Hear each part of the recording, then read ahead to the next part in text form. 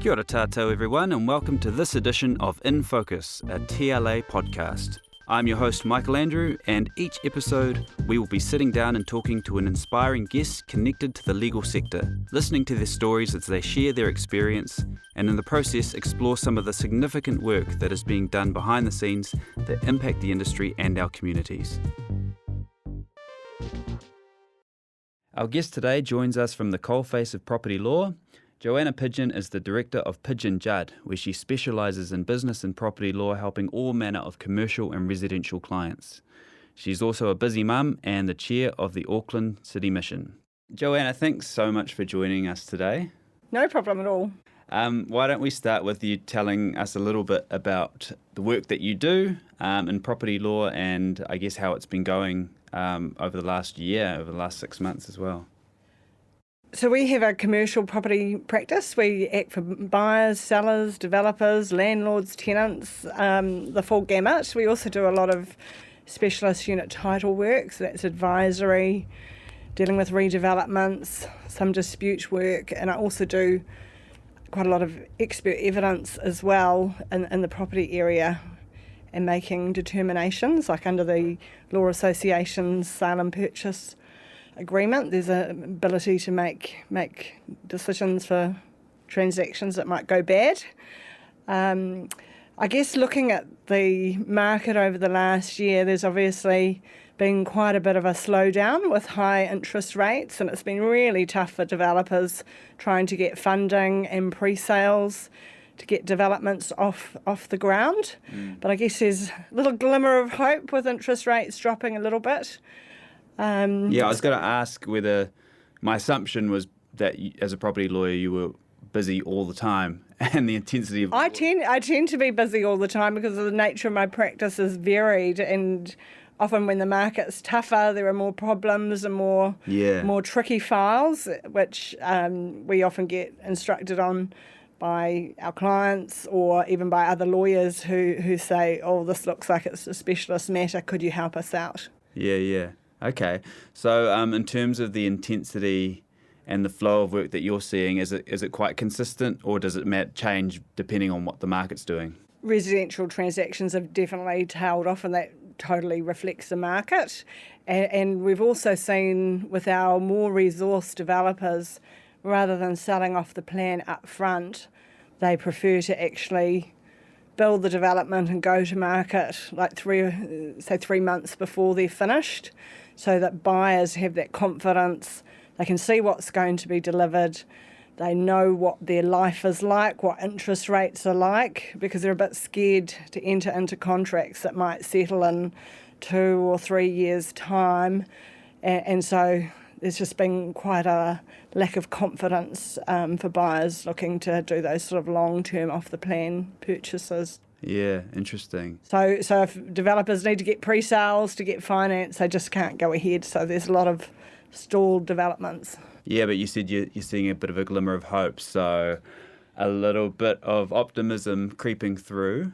I think there is, but it's small green shoots, so we need to see a bit more movement in interest rates really before the market takes off again. Yeah. I've just myself had my own deep dive into property law in a very isolated microcosm sense, because we bought property in the Waikato that was subject to title, and I hadn't really been in any kind of property law contract before, and this was such it blew my mind how complex it was, even just buying a residential property. The work you do must really get into the complexities. The nitty-gritty of it all. Yeah. That's right. Yeah, is it quite satisfying for you? Yes, I really enjoy that, and thinking about how things can be improved. And sometimes we get groups of owners who've bought in a development that might have gone bad and actually ask for some help, because there's a bit of an imbalance of power often under the contracts, because developers say they can do pretty well whatever they want. They can change plans and so on. And it's hard for purchasers, and particularly if you're a first-time purchaser, you've got all your eggs in that basket, your KiwiSaver, everything, to deal with that. So you need someone who really does know what they're doing. I read an article of yours a few years ago about how developers were using the sunset clause to bail out of contracts. But then I read another one a few months ago, and that's flipped on its head, right? It all depends on the market. Now they are clawing onto those purchases and not letting them out, because often if they were entered into now at a they wouldn't be able to find another buyer. That's right, because they're overpriced, but it's hard for the purchaser because they're trying to get finance to settle a transaction on a property which might not be worth what they signed up for it, as the market has moved in the intervening period. So it is funny how times change everything in terms of what people want, depending on what side of a contract you're on. And incidentally, are you seeing the same type of demand for your services from buyers who are like, well, these developers are trying to extend the clause out. What can I do? How can I get around that? Is that the type of... That's right. Yeah. Over COVID and the rest of it, we've seen lots of developers seek to use force majeure sort of extensions and so on to give them more time to complete and settle. And for some of these contracts, they were entered into after COVID had happened and they knew all about it. So really, was it that unexpected? Should there be a level of proof required before developers can ask for those extensions? They're all questions that you need to look at the clause and see how you can argue the case for your client. Yeah, interesting. I've read a little bit about your background in a story that was published on Law News about how you started your private practice in the middle of the GFC in 2009, and you had a 15-month-old daughter at the time. And a 3-year-old. Yeah, and a 3-year-old, yeah. Well, can you tell me a little bit about that time in your life, and I guess how it's evolved over the last decade to where you are now?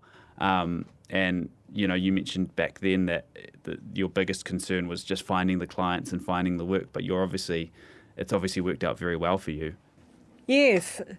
Yeah, it was a leap of faith at the time because a lot of my developer clients then were having financial difficulties in terms of funding and so on. But actually, as a property lawyer, you have a lot of work getting in and then you have a lot of work getting out as well. You just need to make sure that you get paid.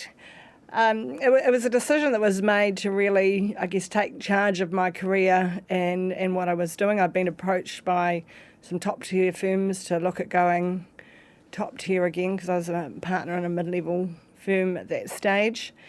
And it was actually my husband who said to me, well, if you think you can build that, why would you want to put the pressure of working in a big firm on your shoulders when we've got a young family and the rest of it? Why not start your own firm? And it was within 2 weeks I made the decision and resigned. Wow.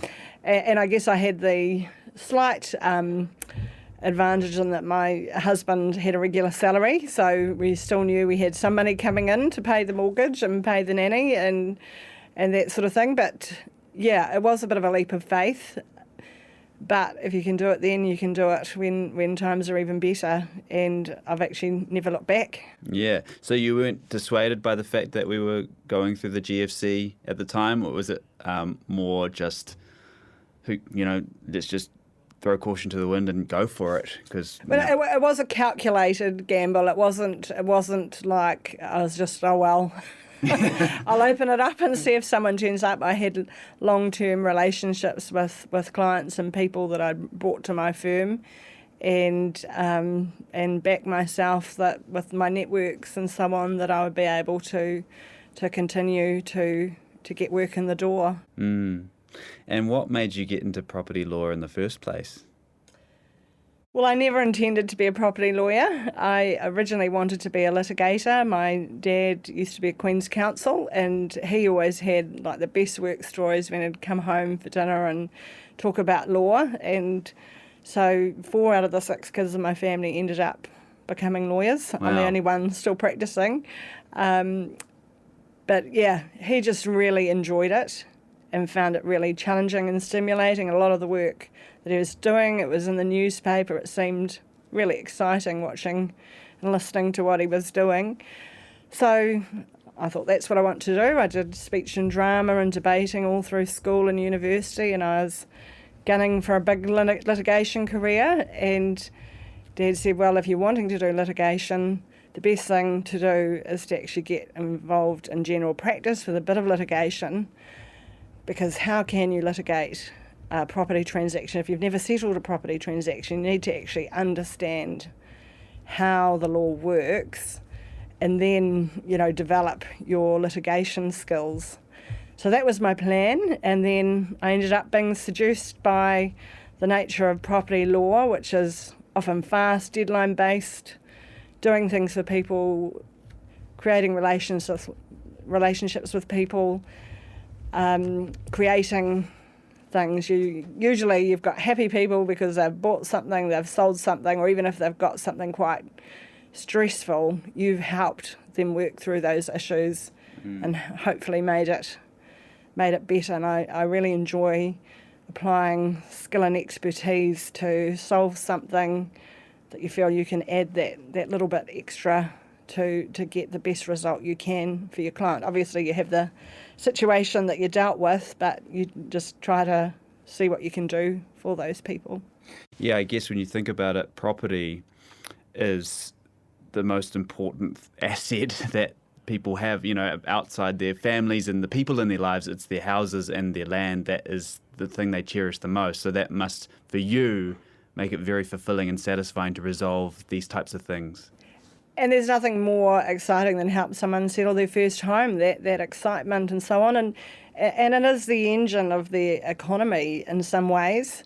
Like when COVID happened and we couldn't transact property transactions the way that we used to, having to meet clients in person, it was essential that we worked out with the Registrar General of Lands and so on how we could actually deal with things remotely, so that a struggling restaurant that needs some finance to keep going because they can't trade, they need to be able to mortgage their property. So how can we create solutions which enable that to happen?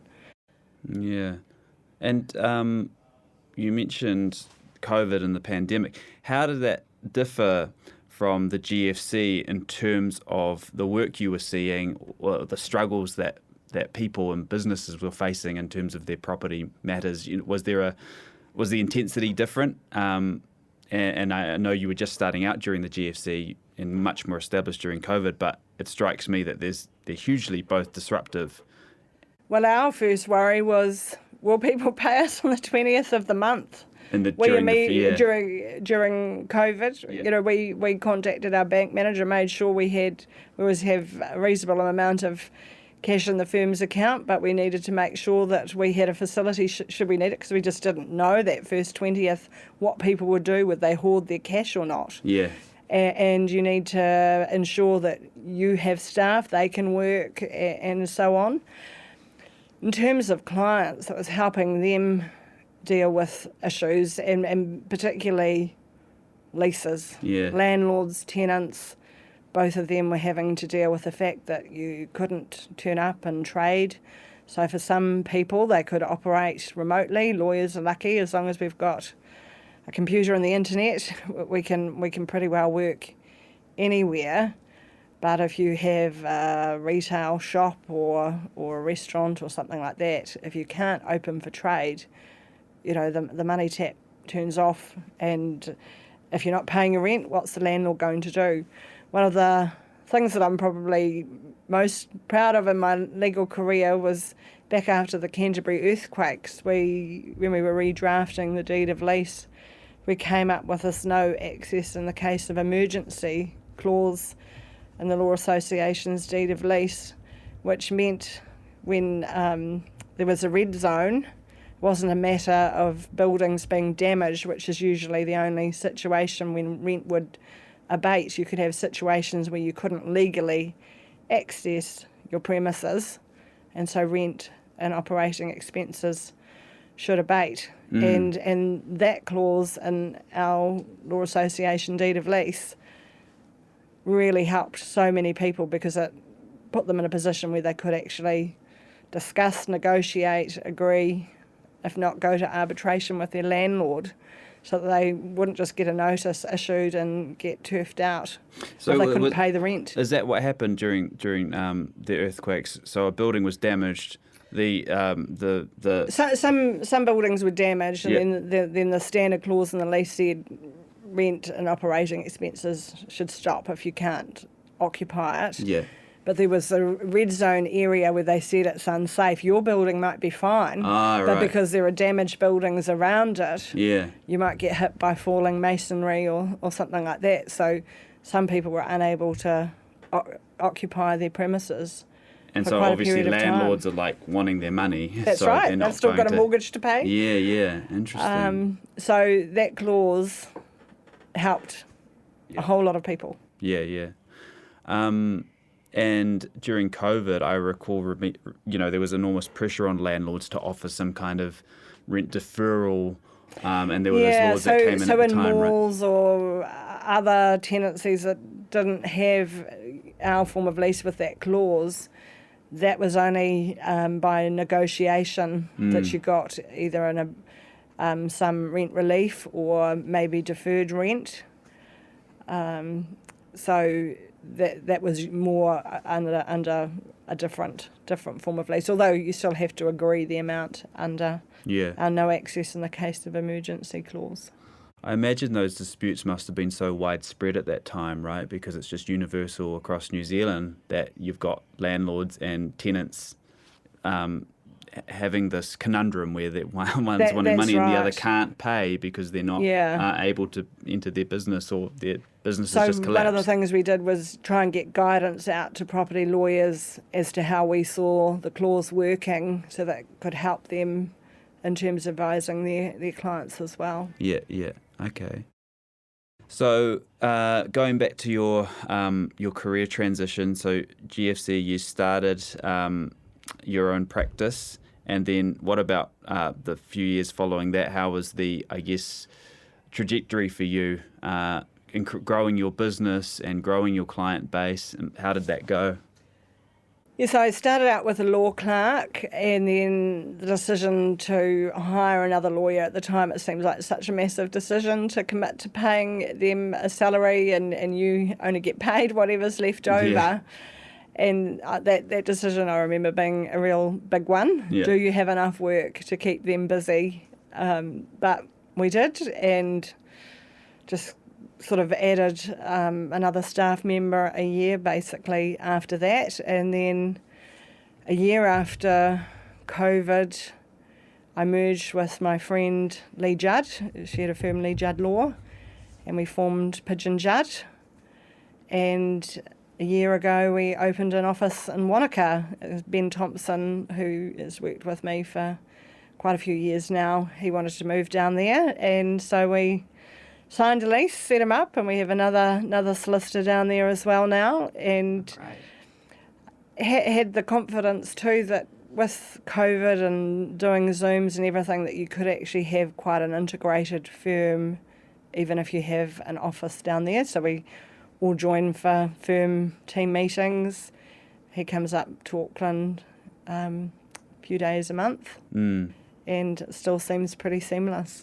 That must be an important area to have someone with a foot in property law, Central Otago and Queenstown, because there's just so much development happening there, right? That's probably the one sector of the property market where things are still doing really well. Yeah.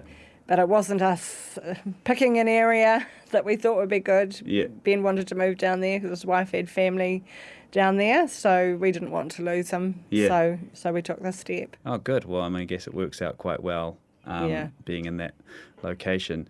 So now with, you mentioned how busy and how much work you have on now, and presuming your daughters are all grown up, but it must be a busy combination, family life and what you're doing with your work. Tell me a little bit about how you manage that.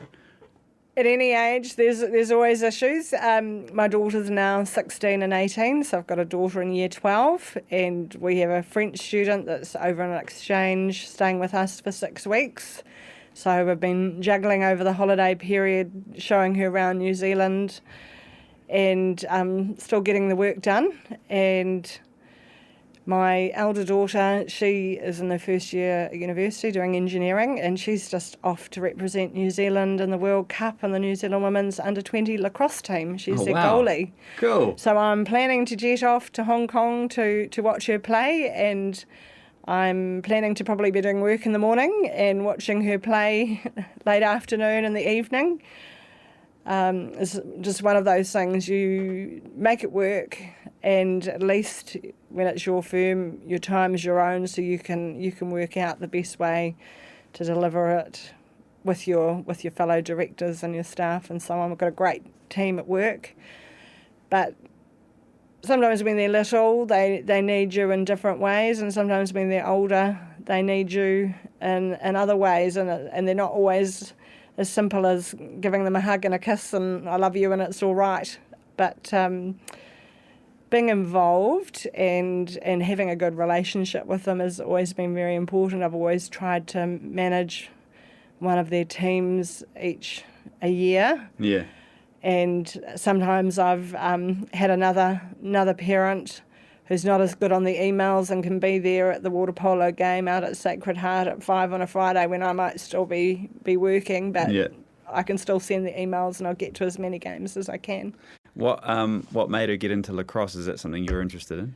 No, I'm actually really upset that the sports I played, none of my daughters have ended up playing them. I used to play hockey. That was probably my key sport. But at their school, they have a lot of have a go, try this. And in year 9, she picked up a lacrosse stick and started playing, and then getting a bit more competitive in the last couple of years. But both of them have also played water polo to quite a high level, winning a title with a team too. So it's been a very kind of active, involved. I think it's really important to get them trying and involved in lots of different things. Team sports and activities are great. I guess that's the benefit of private practice as well, is that you can create that space to be present with your family and not be part of, I guess, a system where you have less control, right? Exactly. If I put it in my diary, I'll do my best to make it happen and be there to watch them play. Yeah. And to be there for those big events. And also, we had the same nanny for 16 years, which was amazing. She's like a grandmother, so I don't feel I really could have done it without her as well. Yeah, brilliant. And a great husband who is my practice manager now, so we're all motivated to make it work. Yeah, it sounds like he is very supportive of your transition to private practice and helping you make that leap, right? That's probably a really important ingredient in making those decisions, is having someone close to you that plays that support role. Absolutely. I don't think I could have done it if he was anti it or didn't provide the support, not just of the idea, but it's every day you need to be doing it as a team, dealing with your family responsibilities as well as your work responsibilities. Yeah. You mentioned before your most the area that you're most proud of, and the that no access development that you had. With some other people, I can't take the sole credit. Justin March and some other people were involved in the committee, but yeah. And are there any other areas of your career, or I guess pieces of work that you've been involved in that you've found really fulfilling and I guess really just stand out to you? Being chair of Auckland City Mission would probably be one of those things, definitely. Being a lawyer does give you the opportunity to get involved in governance, and I was approached to go on the board to get the Mission Home Ground project activated. So to see that, it's about 11 years since I joined that board, to see that built, delivering apartments for the homeless, medical care, social detox, food, a healthcare centre, all the things that it does, gives me a great sense of pride, because you feel you've actually achieved something that will last for a lot of people and make a real difference in terms of some of the most vulnerable people in Auckland and their lives. So I've heard a bit about that development there. So with the City Mission, it's basically expanded, right? And so there's now more accommodation options available. We never had accommodation before. It was looking at homelessness as being an issue and not just wanting to provide housing, but wraparound support and being able to make a difference in people's lives. Yeah. And that's not the only place we deliver housing. We have Te Ao Marama up on Day Street and some transitional and emergency housing as well. Yeah. So 11 years you got involved in that. And what was the motivation behind that? You just wanted to do something outside of your normal sphere and contribute? Yes, well, I thought with my experience in property and construction that I would actually be able to make a tangible contribution to that, and then start off heading the property committee, and then before you know it, you've got the top job when Bishop Jim White got ill. So it's been quite an achievement. It's probably one of the largest public fundraising campaigns run to get it built, as well as financial assistance from different governments over the years as well. Yeah. And it's just not just a building that has won awards, it's making the difference. It's the people inside it and what they do. And it's a privilege to get to work with a lot of these people, get to know them. Yeah. Now more than ever, I suppose, because it's such a big issue. Homelessness in New Zealand is really, especially post-COVID, has reached a kind of crisis point. So it seems like it couldn't be more timely or more important to be involved in work like this.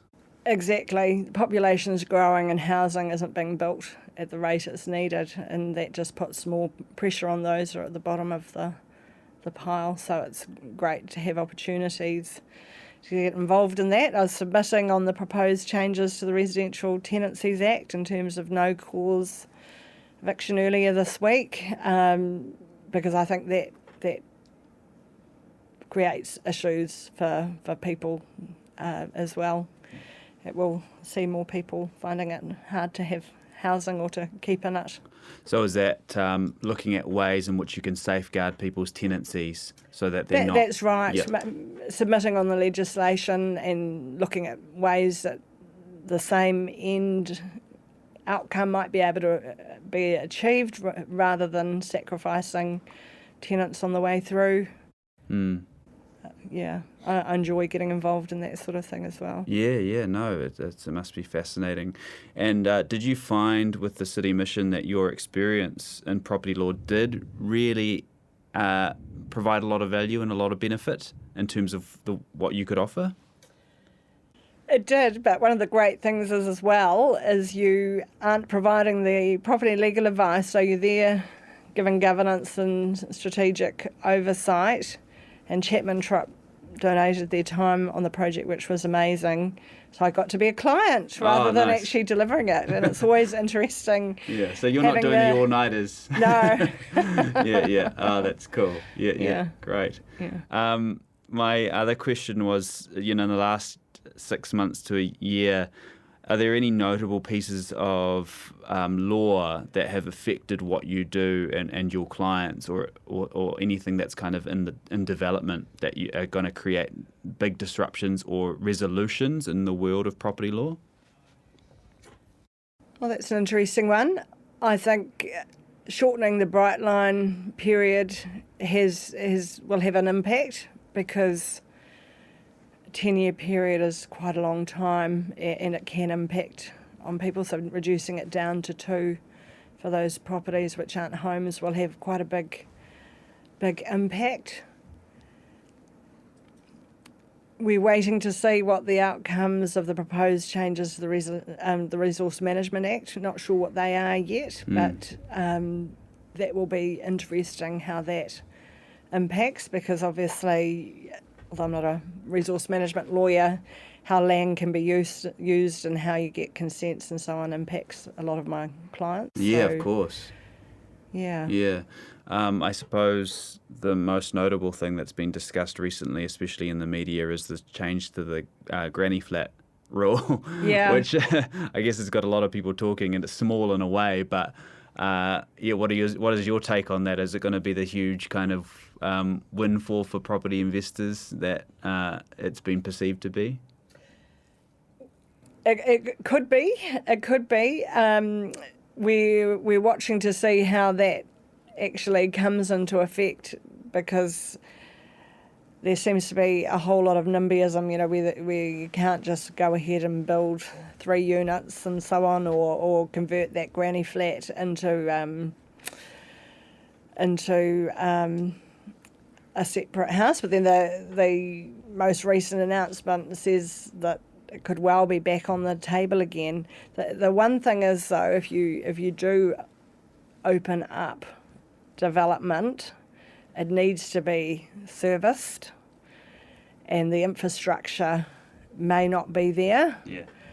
Well, I guess one of the other impacts that we are facing is with Cyclone Gabrielle and the impacts of severe weather events. People are just becoming so much more aware of things like floodplains, and if you build in areas where there isn't enough drainage or there are problems, it's probably a bad idea. You're better to maybe go higher density possibly in areas that have the infrastructure. Just being able to build without making sure all those interlocking pieces are there is something that needs to be looked at carefully, because there could be downstream negative impacts as well. That sounds like a big issue still, though, that developments are happening in areas like floodplains. I think I've read a few articles that it's still going on despite evidence that it's not a good place to build. So you will have some mitigations. Council might say the foundations need to be that much higher so the house isn't quite as low. But the thing is with drainage, if you have a drain blocked by someone not clearing leaves or something like that, that can impact on everyone. And we've seen a lot of these basic services with cost cutting, with council drains aren't cleared as often and those sorts of things. So it can even be a small thing that goes wrong in a place that doesn't even have a flood issue necessarily, can create flooding. So we all have to actually be vigilant, and if you know a big storm's coming, make sure your gutters are cleared, make sure there's nothing blocking the drain. But certainly if it's a flood-prone area, there will be consequences, and we saw that happen over that terrible weekend. Well, thank you so much for joining us today, No Joanna. problem. I really appreciate it.